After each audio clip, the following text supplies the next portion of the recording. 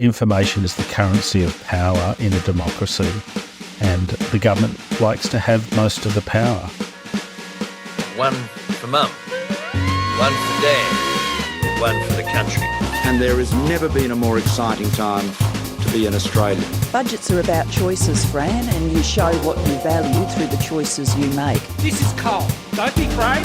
Don't be scared. The Treasurer knows. I want an economy that works for people, not the other way around. We'll just end up being a third-rate economy in a banana republic. Just follow the money.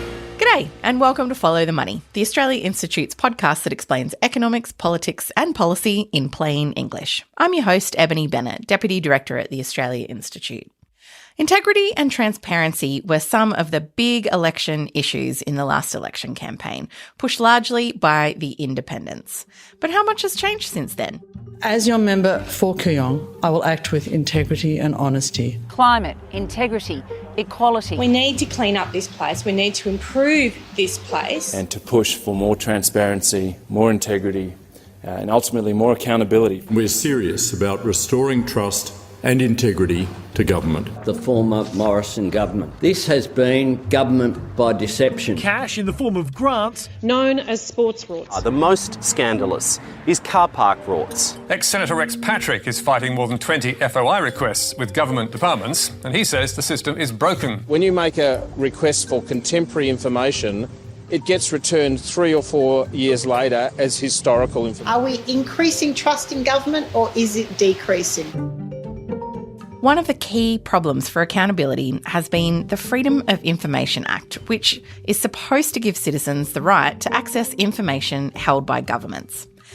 FOI requests, as they are known, are onerous, oftentimes expensive, and frequently subject to long delays. And Australia Institute research has found that these lengthy hold-ups have really undermined confidence in our FOI system. This isn't just a theoretical issue for bureaucrats. Documents obtained under FOI have unearthed all manner of issues of public importance.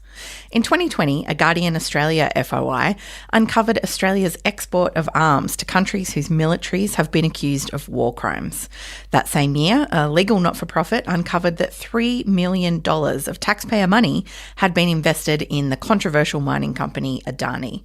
Another found that the Morrison government gave Foxtel a $10 million grant without requiring the company to submit a plan on how to spend that money until the following year.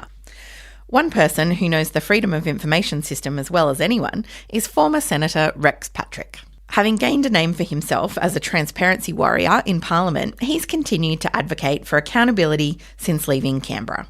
He's recently had a win in the Administrative Appeals Tribunal supported by an Australia Institute expert witness. And he joins us today to tell us all about the case and to talk about some of the roadblocks to transparency in Australia. G'day, Rex. Oh, it's a great pleasure to be on the show today. And also joining us today is the Australia Institute's Matt Grudnoff. He's senior economist and was the expert witness in this case before the AAT. G'day, Matt. G'day, Eb. So, Rex, I want to start with you. Can you tell us about this specific case before the AAT around a Stage 3 tax cuts brief? Why exactly did you take this to the AAT?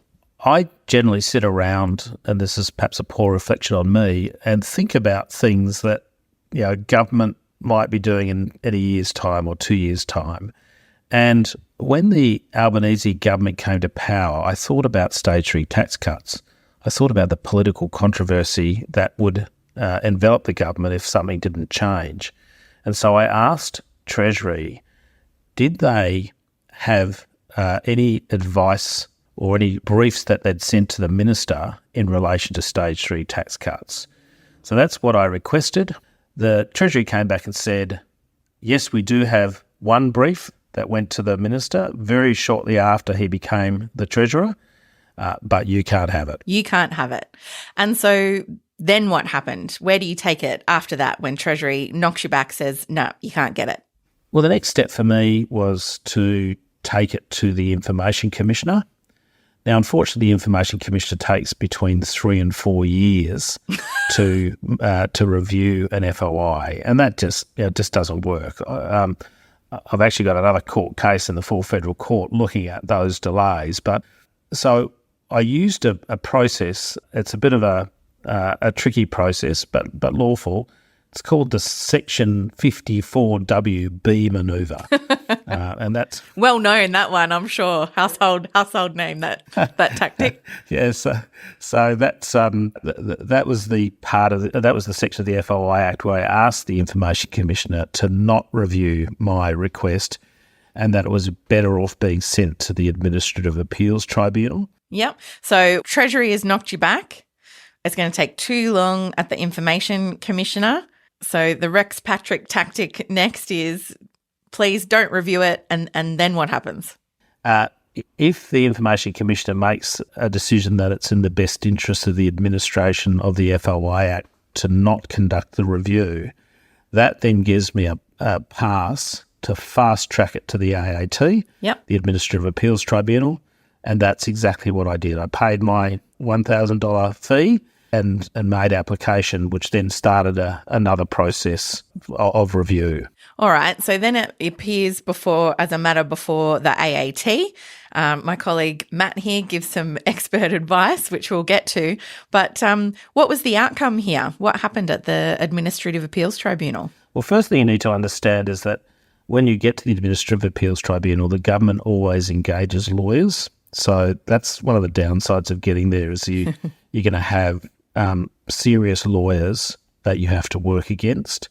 And they also put up very serious expert witnesses that come from departments. So you've got to be able to find yourself someone like Matt who can counterbalance that. So you've always got to have a few expert witnesses on topics available to you. But then at that point, submissions are made, hearings are made or are held, and in this particular instance, the decision maker, Deputy President Britton Jones, found in favour of me, which means that Treasury have to release the document to me. But unfortunately, I still don't have the document because they've got a 28-day period where they can consider whether or not to appeal. So it might not be over, but I'm hoping it is, and I'm hoping the document will land on my email in tray at some time in the next week or so.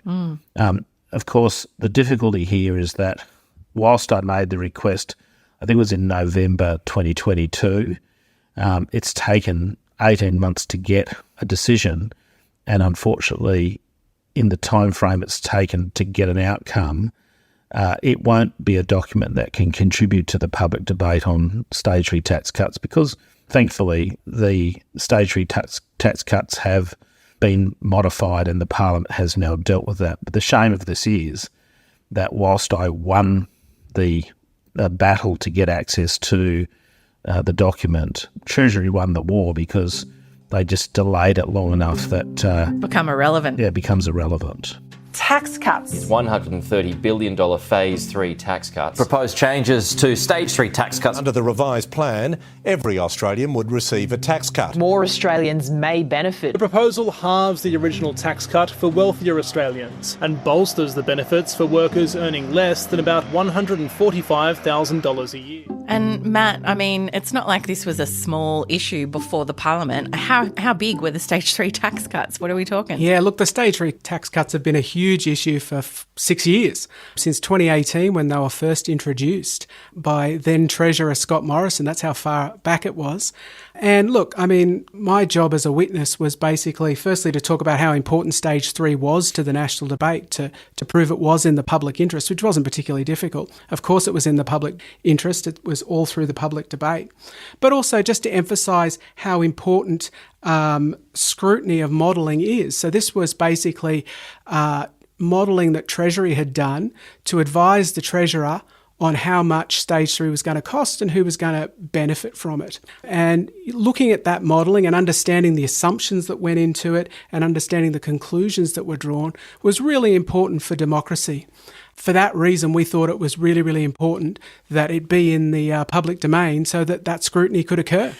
Yeah, because it was obviously a huge issue. So, Rex, you talked about this taking a long time. Like, exactly how long was it from when you first put it in to when you got an outcome? What are we talking here? Well, bearing in mind, again, I still don't have the outcome in terms of the document sitting in my hand, but it's taken something of the order of almost 18 months, and that's using the fast-track method. So it becomes a real problem in that officials inside a department can actually say no to an FOI request. And look, sometimes they're making really big calls, and it's not lawful, but I can understand them saying, I don't want to get involved in this decision. I'll just let someone with a much higher pay grade than me deal with this particular issue. So it gets kicked along, and actually, unless you have some of the skills I've got in terms of navigating the FOI Act, there was a real risk it might have sat with the Information Commissioner for 4 years, and then it would be some historical document that someone might write something about. Delay is something that departments can do to just effectively make the currency of the information somewhat worthless. On the whole, how long do FOI requests like this take? You kind of mentioned 4 years there. Is 4 years a worst case scenario, or is that par for the course when it comes to trying to extract important information out of the government? If you take an FOI decision that a department's made, and normally they take between 30 and 60 days, and you appeal it to the Information Commissioner, almost certainly it's going to take 3 to 4 years from that time frame to getting an independent decision. That is one that's made by a commissioner that doesn't live inside the department you're trying to extract the information from. The other alternative is you take it to the Administrative Appeals Tribunal. There's some tricks involved in doing that, or not necessarily tricks, but skills involved in doing that.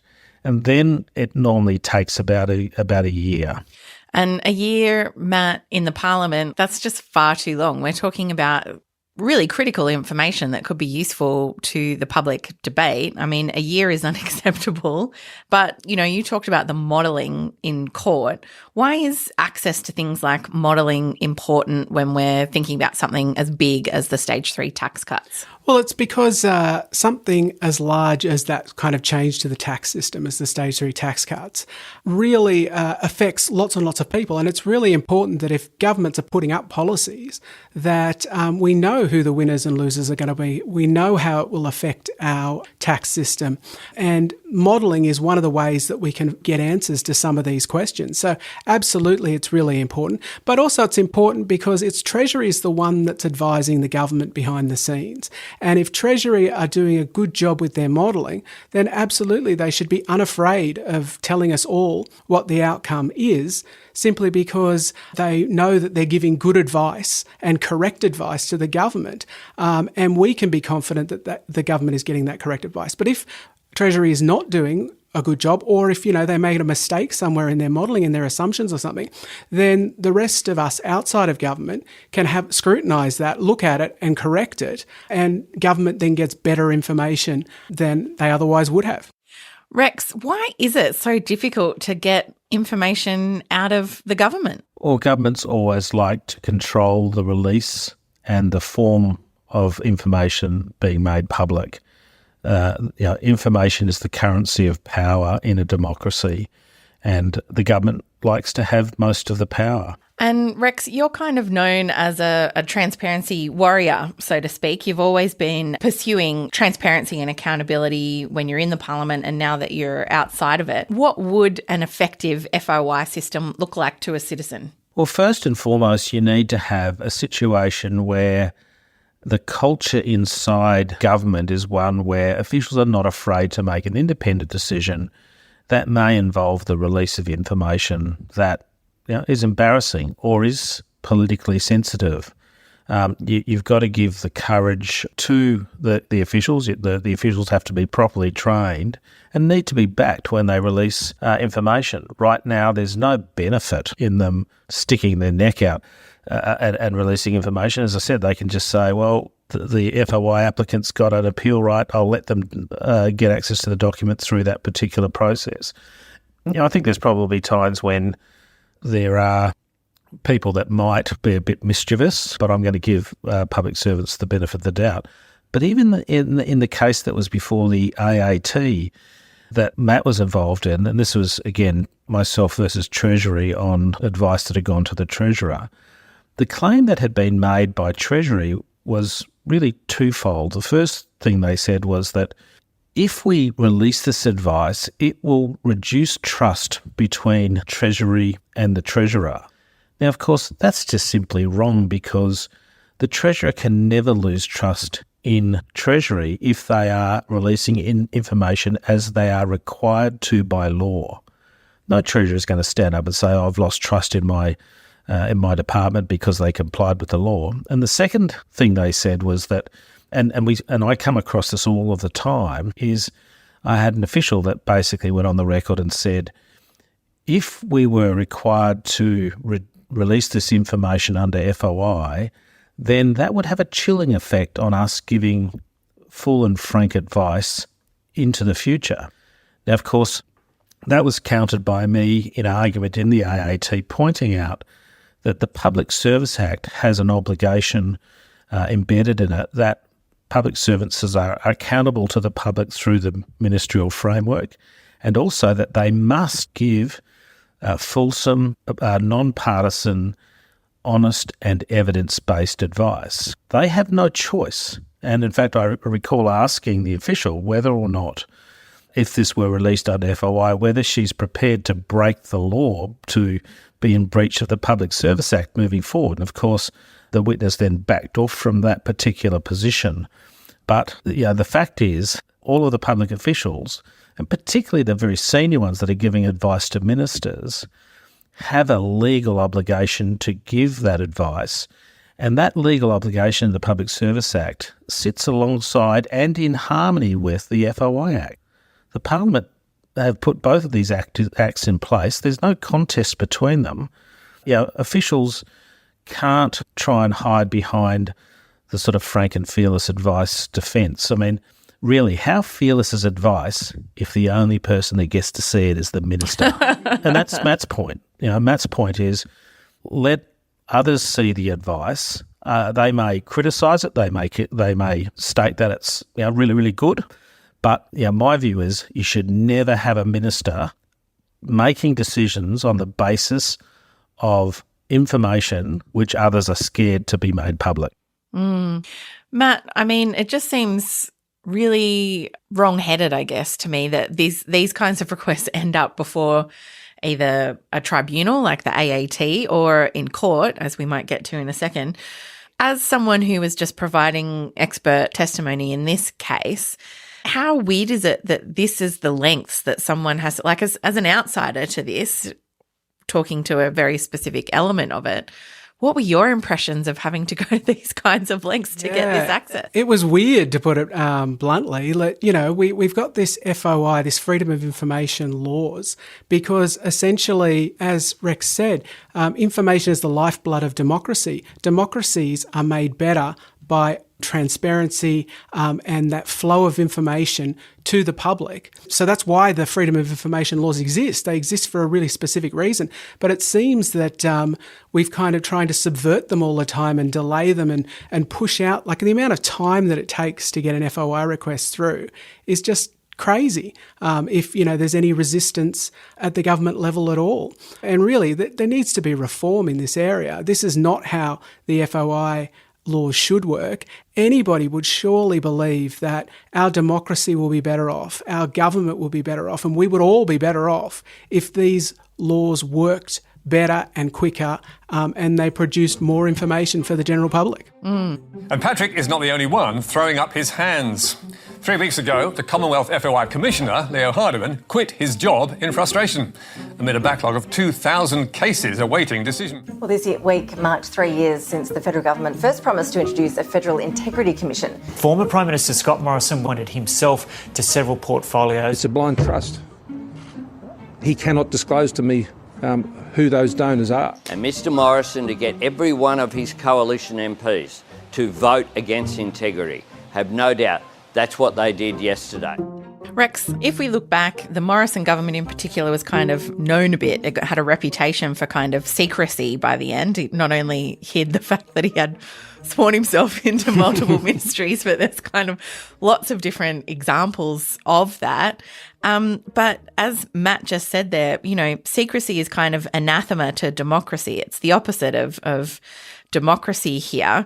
You talked about the fact that essentially this was a bit of a Pyrrhic victory, that ultimately you had the right result, but it was kind of just way too late for it to make any impact. And so had there have been something at stake, it could have seen a very different outcome. I mean, how important is this that we fix it so that this doesn't happen again? Oh, we absolutely have to fix it.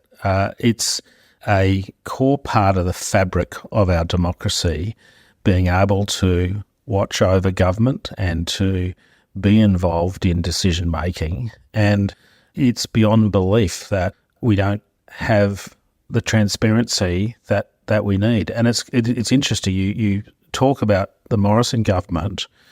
Albanese came in with a promise of transparency, but my feeling, and it's, this is crosses multiple governments, is that transparency is a word that's only shouted from opposition benches. When people get in, they look around and go, hey, this is pretty cool what we're doing here. Geez, I don't want to be bothered by those constituents. I don't want them to have too much of a say. It gets in the way.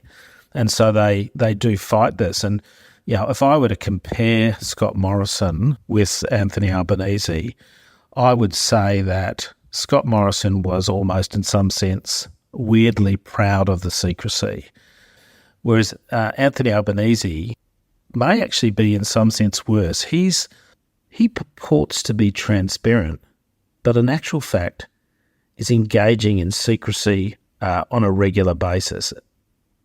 And I think that's worse. Yeah, that's an interesting observation. You've had some other successes in FOI and transparency cases, including one, I believe, in the federal court, and there's been some updates in that. There's some new developments there. Can you tell us, firstly, what's happening and what was at stake in that case in the federal court? Back in, I think it was 2020, sought access to advice that Attorney General Christian Porter gave to Prime Minister Scott Morrison in relation to whether or not Senator Bridget McKenzie had a power to override Sports Australia. So that's the document I requested. So that's back, sorry, just to give context, so that's back in the kind of sports rorts era. This is absolutely the middle of sports rorts. And I was advised by the Attorney General that he did in fact have this document, but he wasn't going to let me have it, and he advanced a couple of FOI exemptions. And that's okay. I simply appealed that his decision and went to the Information Commissioner. But because the Information Commissioner takes so long to deal with FOI reviews, we went through two more Attorney Generals. We had Michaelia Cash took over from Porter.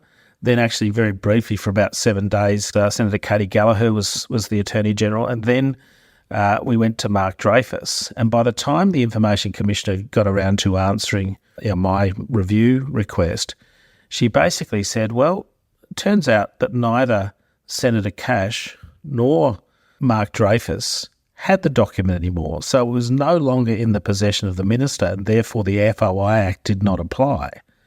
And that's sort of bizarre. And so I repealed her decision directly to the federal court. It's the first time anyone had ever done that, and I did so with support from Grudnoff Fund and some lawyers who were acting, in effect, without charge to me. And basically what the federal court found about a month ago, and this will make just plain sense, is that when whether or not a minister is in possession of a document is a question of fact that must be answered on or in and around the day in which you make the request. So you make the request, someone spends 2 or 3 days working out that there is a document, and they first tick off and say, that document was in the possession of the minister on the day Mr. Patrick made his request. Now, at that point, in my view, and in the court's view, tick, the minister is in possession of the document.